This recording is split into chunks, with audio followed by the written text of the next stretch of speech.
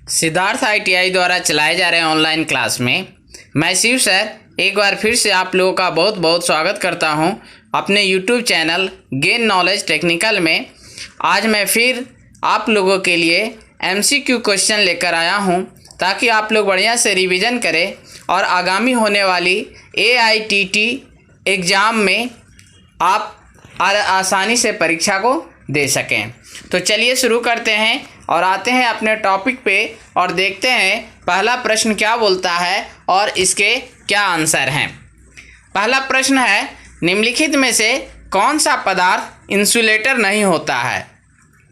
प्रश्न को फिर से दोहरा लेते हैं। प्रश्न है, निम्नलिखित में से कौन सा पदार्थ इंसुलेटर नहीं होता। तो ऑप्शन है का सिरामिक, ख रबर, ग प्लास्टिक और घ जो है आपको कॉपर। तो आप देख रहे हैं कि चारों ऑप्शन में से सिरामिक भी हमारा इंसुलेटर है, रबर भी है और प्लास्टिक भी है। इसके में जो है करेक्ट आंसर क्या होगा, कॉपर। कॉपर हमारा जो है इंसुलेटर नहीं होता है, इसलिए कॉपर मेरा करेक्ट आंसर होगा। चलिए अब देखते हैं नेक्स्ट क्वेश्चन की ओर। और अगला प्रश्न हमारा क्या कहता है। अगला प्रश्न आपके स्क्रीन पर इस प्रकार से है। प्रश्न को पढ़ते हैं। प्रश्न कहता है हमारा एक इलेक्ट्रोड का स्टब एंड साधारणतः डैश से अधिक नहीं होना चाहिए। प्रश्न को फिर से दोहरा लेते हैं। प्रश्न कह रहा है कि एक इलेक्ट्रोड का स्टब एंड साधारणतः डैश से अधिक नहीं होना चाहिए। ऑप्शन हमारा का इलेक्ट्रोड का 5%, ख है इलेक्ट्रोड का 10%, ग है इलेक्ट्रोड का 15% और घ है हमारा इलेक्ट्रोड का 20%। तो सोचिए और इसका जवाब दीजिए, इसका क्या आंसर होगा। इसका आंसर है आपका घ। इसका आंसर है आपका ख इलेक्ट्रोड का 10%। सॉरी, इसका आंसर है इलेक्ट्रोड का 10% ख, इसका करेक्ट आंसर है। अब चलिए नेक्स्ट क्वेश्चन लेते हैं और दूसरा प्रश्न देखते हैं कि क्या कहता है। आपके स्क्रीन पर इस प्रकार से है। प्रश्न को पढ़ते हैं। प्रश्न कह रहा है हमारा, इलेक्ट्रोड के टिप और पैतृक धातु के बीच की दूरी जहां पर आर्क टकराती है को कहते हैं। फिर से प्रश्न को दोहरा लेते हैं कि इलेक्ट्रोड के टिप और पैतृक धातु के बीच की दूरी जहां पर आर्क टकराती है को कहते हैं। ऑप्शन हमारा का आर्क गैप, ख है आर्क लेंथ, ग है आर्क डिस्टेंस, घ है आर्क विड्थ। इसका क्या ऑप्शन होगा, क्या आंसर होगा। तो इसका सही आंसर क्या है, सोच के बताइए। इसका सही आंसर है ख आर्क लेंथ, इसका सही आंसर है। अब नेक्स्ट क्वेश्चन को देखते हैं जो आपके स्क्रीन पर इस प्रकार से है। अगला प्रश्न है हमारा, जैसे जैसे आर्क की लंबाई बढ़ती है ऑपरेटिंग वोल्टेज क्या होगा।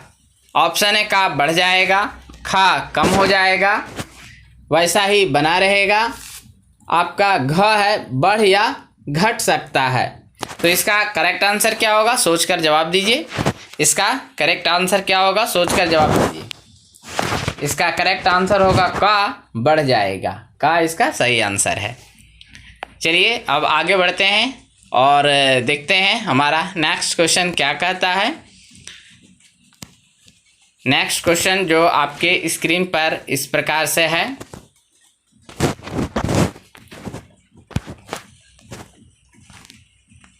क्वेश्चन हमारा क्वेश्चन नंबर 5 आपके स्क्रीन पर ये दिखाई दे रहा है।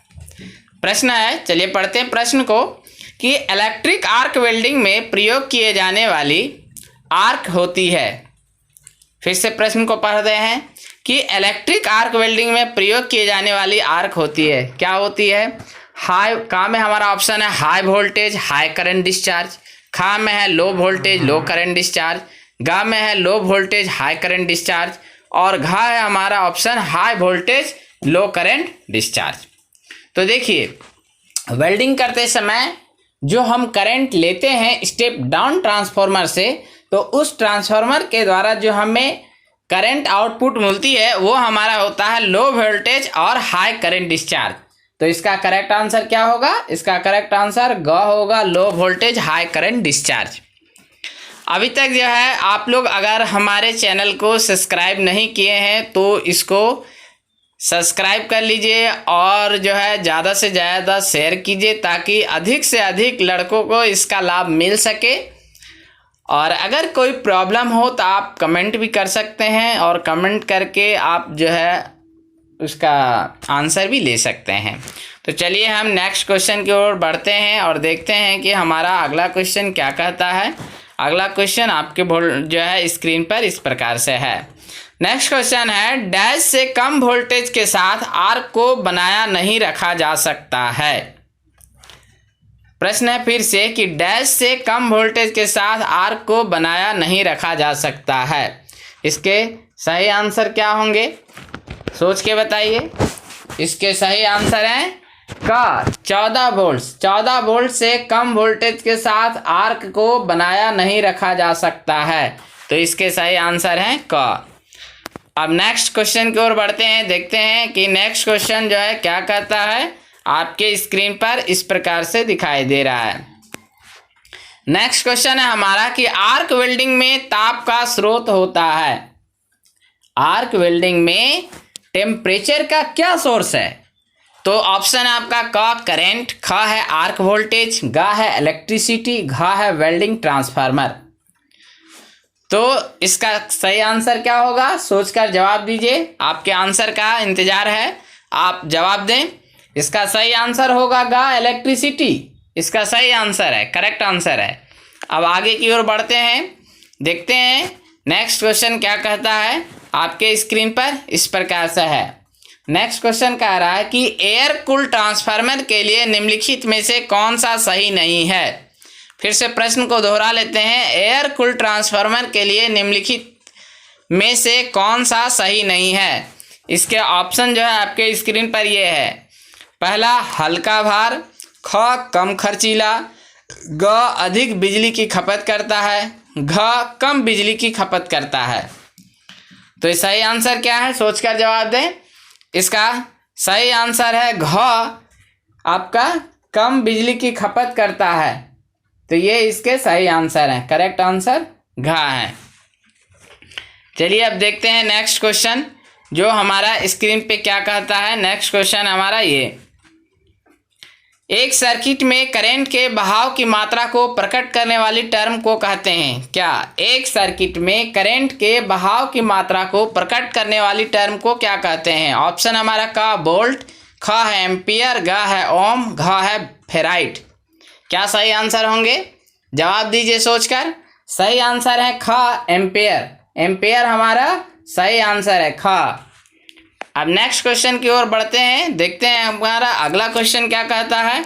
अगला क्वेश्चन आपके स्क्रीन पर इस प्रकार से दिया गया है। अगला क्वेश्चन है हमारा कि दिए गए रेसिस्टेंस से जब अधिक करंट बहता है तो वोल्टेज क्या होता है, बढ़ता है, घटता है, वैसा ही बना रहता है, शुरू में बढ़ता और फिर घटता है। फिर से प्रश्न को दोहरा लेते हैं कि दिए गए रेसिस्टेंस से जब अधिक करंट बहता है तो वोल्टेज क्या होता है। का में ऑप्शन है बढ़ता है, खा में है घटता है, ग में है वैसा ही बना रहता है, घा में शुरू में बढ़ता है और फिर घटता है। तो इसके करेक्ट आंसर क्या होंगे, सोच कर जवाब दें। इसके करेक्ट आंसर होंगे क बढ़ता है। चलिए अब नेक्स्ट क्वेश्चन को देखते हैं और क्या कहता है क्वेश्चन हमारा।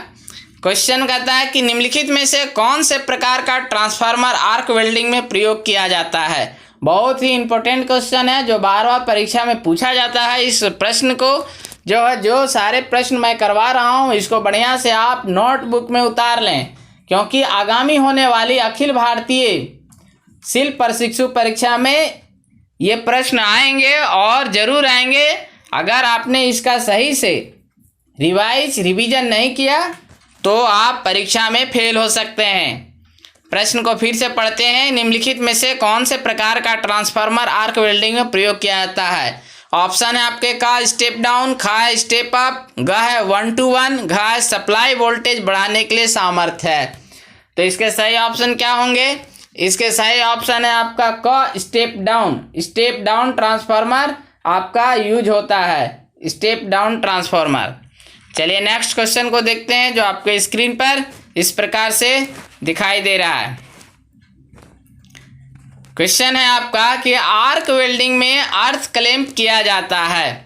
आर्क वेल्डिंग में अर्थ क्लैंप किया जाता है। ऑप्शन है का वेल्डिंग के दौरान इलेक्ट्रोड को अच्छी तरह से पकड़ने के लिए, ख इलेक्ट्रोड के साथ अर्थिंग केबल को जोड़ने के लिए, ग है वर्कपीस के साथ अर्थिंग केबल को जोड़ने के लिए, घ है अर्थिंग केबल से इलेक्ट्रोड तक करंट चलाने के लिए।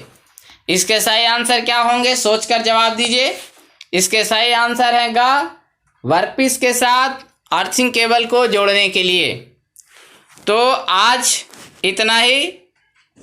आपको नेक्स्ट क्लास में मैं जो है इसके बारे और जो है जो ऑब्जेक्टिव क्वेश्चन है उस क्वेश्चन को लेकर के आऊँगा और आपको आगे बताऊँगा। आपसे विनम्र निवेदन है कि आप इसको जो है अच्छी तरीक़ा से रिवीजन करें और ज़्यादा से ज़्यादा लड़के को शेयर करें और सब्सक्राइब करने को कहें ताकि जो है इसका लाभ उठा सकें। बहुत